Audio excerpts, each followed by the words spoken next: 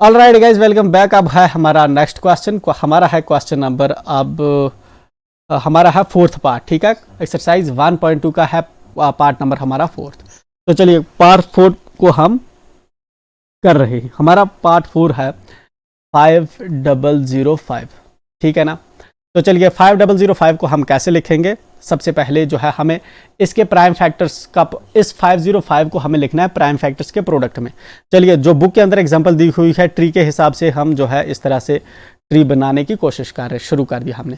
5005 को अंदर हमने बॉक्स के अंदर रख दिया। सबसे पहले जहाँ पे एक नंबर में लेता हूँ, जिस नंबर से मैं इस पूरी टर्म को, पूरे नंबर को डिवाइड करने की कोशिश कर रहा हूँ। ठीक है ना। तो चलिए पहले मैं 2 लूंगा। मैं देखूंगा अगर लास्ट पे इवन हुआ तो 2 काम करेगा, लेकिन यहाँ पे इवन नहीं है तो 2 अब काम नहीं करेगा। मैं 3 को देख रहा हूँ। 3 का हमारे पास रूल होता है सभी डिजिट को ऐड करना। 5 और 0 0 0 0, 5 और 5 10। तो 3 के टेबल में 10 आता नहीं, इसलिए नहीं होगा 3 से। 4 से मैं देखूंगा। लास्ट के 2 डिजिट के 0 एंड 5, ये 4 के टेबल में नहीं आ रहे तो नहीं होगा 4 से। अब मैं 5 से देखूंगा। 5 का असूल होता है लास्ट पे अगर 0 या 5 हो तो 5 से नंबर डिवाइड हो सकता है। तो जहाँ पे 5 है इसका मतलब मैं 5 से ही करूँगा। चलिए 5 इकाई 5। ठीक है ना। फिर क्या है 0, 5 0 0। 5 को 0 से करेंगे गुना तो 0 आएगा। फिर 5 को 0 से मल्टीप्लाई करेंगे, फिर से 0 आएगा। फिर 5 इकाई 5 करेंगे तो आएगा हमारा 115। चलिए तो 5005 जो है हमारा प्रोडक्ट हो गया 5 इंटू दिस का। ये भी फैक्टर है, ये भी फैक्टर है। बट हमारा क्वेश्चन कहता है कि मुझे प्राइम फैक्टर्स का प्रोडक्ट चाहिए बेटा। ये वाला तो प्राइम फैक्टर है, लेकिन ये वाला प्राइम नहीं है। ये अपने आप में कंपोजिट है। प्राइम और कंपोजिट तो हम पहले सीख चुके हैं। ठीक है ना। चलिए तो ठीक है, मैं इसको अब जो है इस वाले को जो है फिर से प्राइम बनाने की कोशिश कर रहा हूं। तो चलिए सबसे पहले मैं इसको जो है डिवाइड करूंगा। अब किससे करूं डिवाइड? पहले मैं करता हूं इसको डिवाइड 2 से। लास्ट पे इवन नहीं है तो 2 से नहीं होगा। मैं 3 से डिवाइड करता हूं। 1 और 1 2 होता है, 3 के टेबल में 2 नहीं आता तो नहीं होगा। 4, लास्ट का 0 1 4 के टेबल में नहीं आता तो नहीं होगा। ठीक है ना। इस तरह मैं 5 से देखूंगा, लास्ट में 0 और 5 नहीं है तो नहीं होगा। ठीक है ना। फिर मैं 6 से देखूंगा। अगर नंबर 2 से और 3 से डिवाइड हो रहा हो तो इसका मतलब है नंबर 6 से होगा। लेकिन ये नंबर तो ना तो 2 से हो रहा है ना 3 से हो रहा है। इसका सिंपल सा मतलब हुआ ये 6 से नहीं हो जाएगा। ठीक है ना। 7 का एक अपना तरीका होता है, उससे भी नहीं होगा। 8 नहीं होगा।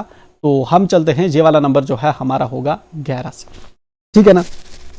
देखिए 11 को चेक करने का क्या डिविजिबिलिटी रूल होता है। 11 का होता है इस नंबर को प्लस इस नंबर को, ठीक है ना, अल्टरनेट नंबर्स को ऐड करो, और इस नंबर को अल्टरनेट नंबर से ना, इसका नंबर अल्टरनेट नंबर से ऐड करो, और फिर इनके एडिशन को माइनस करो। 5 और ये वाला 0 हो जाएंगे 5, 5 प्लस 0 प्लस ये वाला 5 हो जाएंगे 5। 5 में से 5 निकालो तो क्या बचेगा 0।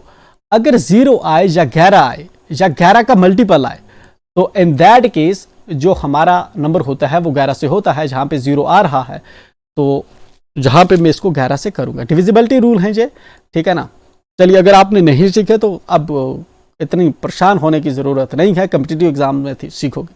चलिए 11 को मैं कितने से करूं मल्टीप्लाई, ताकि 10001 आए। तो 11 को अगर मैं करूं, किससे कर सकता हूं 11 को मैं? तो बेटा 11 को मैं अगर करूं 13 से, ठीक है ना, 13 से करूं तो ये आएगा। ठीक है ना।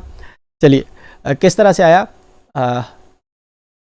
11 इकाई इस तरह से है। देखो 11 इंटू 13 इंटू 11, 11 तिया 33 लगा 3 एक क्या हासिल। एंड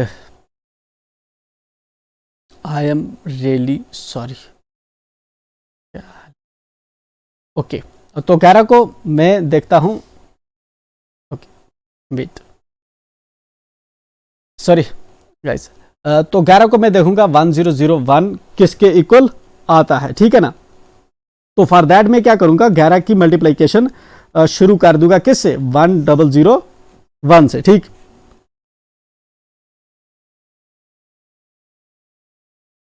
तो चलिए मैं गैस करता हूं जहां पे जिस तरह 11 कितने होंगे हमारे पास। ये जहां पे 100 है तो पहले 1000, तो छोटे छोटे नंबर्स को हम लेंगे।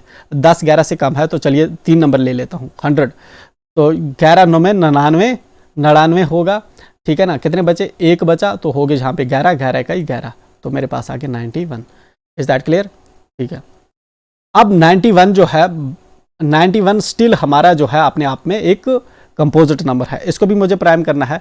तो 2 से नहीं होगा, 3 से, 9 और 10 हो गया, नहीं आया, 3 से नहीं, 4 से नहीं, 5 से नहीं, तो किससे हो सकता है, ठीक है ना।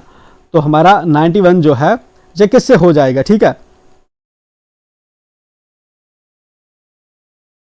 Are you getting? तो देखिए 5 से तो नहीं होगा, ठीक है, लास्ट पे 0 हो या 5 हो, 6 से नहीं होगा, 2 3 से नहीं हुआ तो 6 से भी नहीं होगा, तो 7 से हम देखते हैं, ठीक है ना।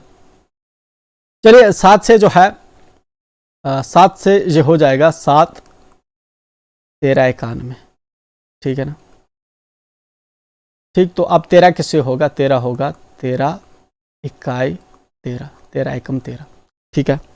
तो ये हमारा ट्री बन गया किसका, 5001 का। तो 5005 जो है हो गया मेरा 5 × 11 × 7 × 13, ठीक है ना। तो 1 नहीं लिख रहे क्योंकि 1 अपने आप में प्राइम नहीं है। Hence the prime